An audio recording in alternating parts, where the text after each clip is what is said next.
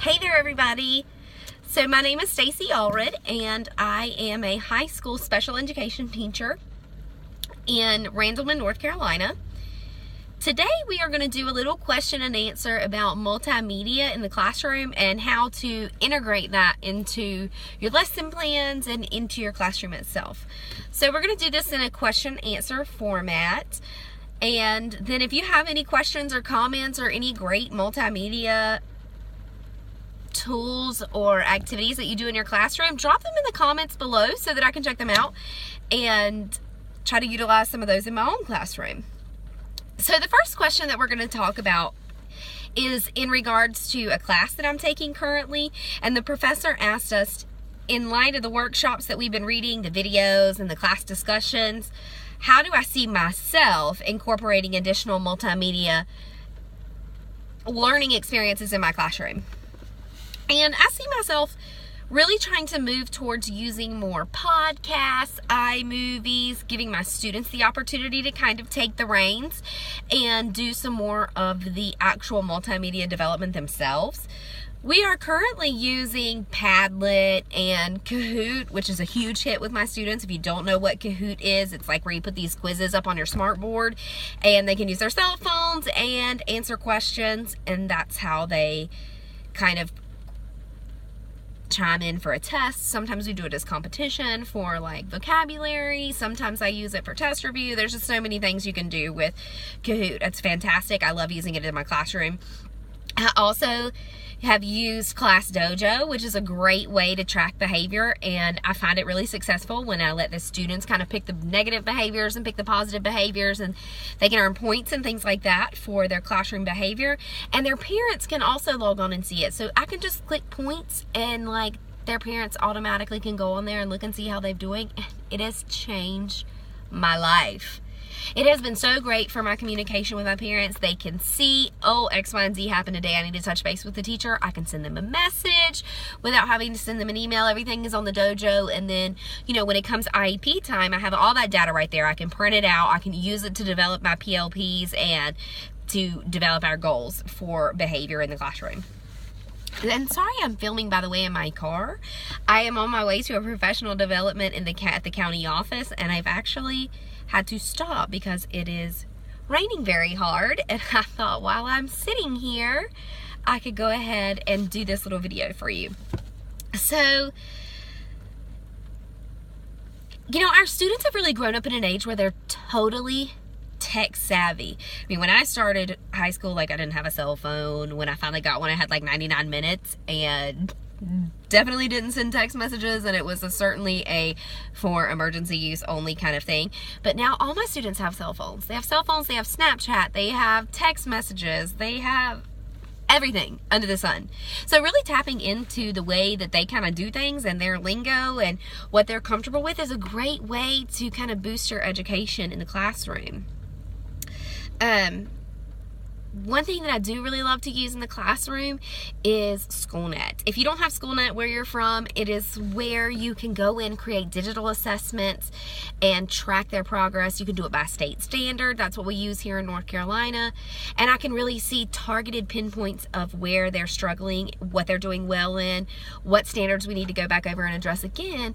And it's given in a digital format, which is how their final exams are, for the most part, given here in North Carolina now. So it gets them prepared for the test, and it gives them the stamina to take an online test, gives them practice with how to use the system, all of those great things. I love it. But I really want to incorporate more technologies where my students are in control. A lot of what I'm using is technology that I create, that I come up with, and then the students kind of participate interactive with me. I want to do more where my students are one-on-one engaged with me, and they're creating things that I use, or they're creating things that I respond to, kind of like our professor is having us do this kind of multimedia format for this assignment. I think it's fantastic, and I would love to get my students to do more of that. There are some limitations to kind of that thought process, but we'll get to that in a minute.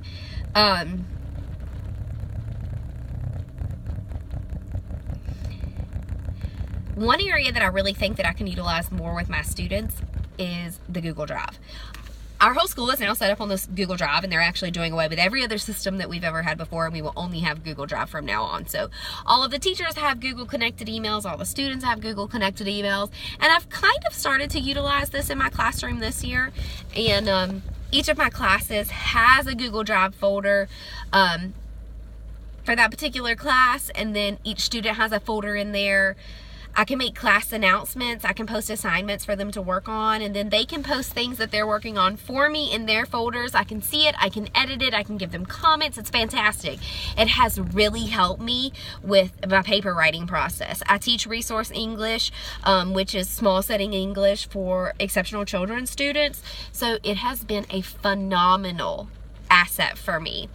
I also teach a curriculum assistance class where kids get extra support for reading and writing, and so that's really allowed those students to shuffle in everything to me from other classes outside of our curriculum support, where I can help them with those and then shift them on out to their regular ed teachers, and it has just been huge, and I've barely used it. So I really want to kind of monopolize on that, not monopolize, we're not playing a game, capitalize on that, and really find a way to use that more with my students, make it more interactive, because I think it's great. We also use Canvas. I've used Canvas twice the entire school year. Okay, friends, it's April and I've used it twice. So I think it's a resource that I haven't tapped into enough, and I really like to kind of utilize more.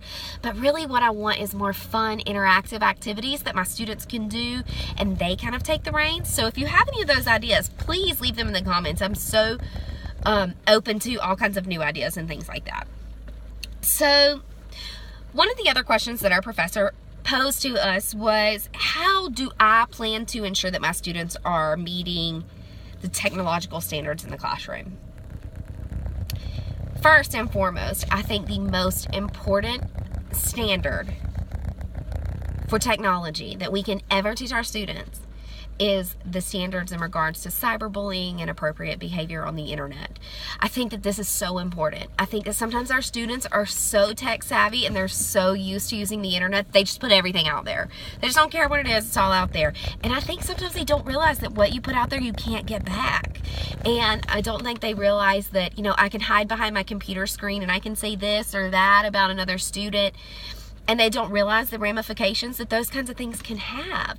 I don't think that they get that, you know, there are cyberbullying laws. There are things in place to, you know, protect people from being bullied on the internet. And there's so many things that you can share on the internet that can get you in major legal trouble. They don't realize the consequences of doing things like that. So I think it's important to teach them that. First and foremost, they need to know how to use the computer or the internet or any other technology service appropriately and responsibly.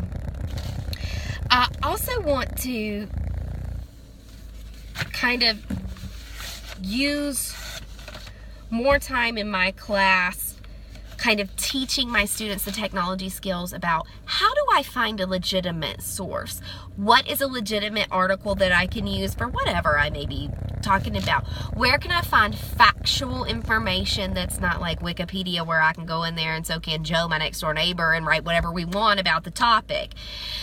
I think that that's a really crucial skill to teach them, especially starting young when they're like freshmen, because they're going to build up to those big research projects when they're juniors and seniors, and they need to know how to do that. How to find it, how to cite it, what is MLA, what is APA? I don't know. No one ever taught me that when I was in high school, and then I went to college and I was like, what is this? I don't know how to do this. So I think those are great skills to teach students with the technology standards, and kind of what I want to focus on moving forward next year. I know there's tons of other standards, and if you have any great insight about how you teach the technology standards throughout your regular curriculum, please drop them in the comments. I'd love to read them. I'd love to hear more about it. So I have some notes here. The last kind of topic that our professor wanted us to address are, what are my personal goals for technology proficiency as an educator? And how am I going to accomplish them? How am I going to monitor them? Well, one of my main goals as an educator is to continue to participate in professional development. I think that there are so many fantastic resources out there, and I only know like maybe the 5 or 6. There's so much out there that I don't know about. So continuing to participate in those professional developments, collaborating with other educators, learning from other people who have been in the business longer than me. I'm only in my 5th year of teaching. So really kind of delving in and connecting with those people and learning as much as I can. That's goal number 1. And I really want to do that by continuing to participate partly in a team that I've been in. I've been on the countywide autism committee. They appoint a person from every school to be on the autism committee, and then they meet maybe 4 or 5 times a year to just talk about, supporting those students. But there is so much information that they have given that can be given and used regular ed kids, general ed kids, non-autistic kids, autistic kids. That is just fantastic resources. They give a lot of technology resources, a lot of visual aids, a lot of auditory information, because a lot of autistic students do have difficulties processing written information and they need those visual supports. So using those across settings is fantastic. I've learned so much this year being on that committee, and I want to continue to do that because it's a great resource. But my main concern, number 1, that I want to work on is access and availability of technology at my school, and particularly for our exceptional children students. If anyone can benefit from technology and utilizing multimedia resources to kind of accommodate and modify their education, it's special education students. We have a lot of students that might not be able to write information to you on a piece of paper, but if they can tell you about it, it's a whole different student. They can tell you the details, the setting, exactly what's happening, but for whatever reason, they can't write it. So utilizing programs like Read and Write for Google, Speak It, things like that read information to them that they can speak back to, and it writes it down for them. Wow, totally different student. You get a totally different output when you provide them with those resources. And then you have the students who can't read, and having a computer available where they can utilize programs like Bookshare and, again, Speak It and Read and Write for Google so that they can hear the information, so that they can get online, they can look up videos, they can do web quests and other means by which to gather this information would be so helpful. The problem is I teach at a Title I school. Most of our kids get free and reduced lunch in a very poor southern community. Love my school. I love everything about it. There's a great community here. The school is very old. It's very rooted. It's the only high school in the town, so there's so much school spirit. Everybody loves being a Tiger. And Friday nights, football games, packed. Everybody's there. But it is such a low-income community that we don't have a lot of parental support. In terms of like boosters clubs, things like that can raise money for you. And the school board, they're pretty much maxed out. I mean, we've kind of reached a peak where you have to deal with what you've got for now and make the best of it. I mean, I know that I'm blessed. I have some things that other students and teachers don't have access to in low-income communities. I do have a great smart board, a great smart board system. I do have document cameras and things like that I can use in the classroom, but my main concern is my computers. Y'all, oh my gosh, they're probably as old as I am. They're netbook computers, and they don't work efficiently on the updated internet systems, and sometimes they take like 40 minutes for my kids to log on. Hello, that's not my class. And then the kids get on there, and Miss Isaacs, there's a lag. Miss Isaacs, I can't keep up with this. And I'm sorry, I told you my name was Miss Allred, which it is. I actually just got married, so like my students still call me Miss Isaacs, but I do have a new name. So, how do I integrate technology in my classroom when the technology that I have doesn't work? How do you do that? I don't know. And, where do I get the money? We fundraise and we work on things. We currently have a vinyl shirt selling business that our EC department does, where we make vinyl shirts and we sell them.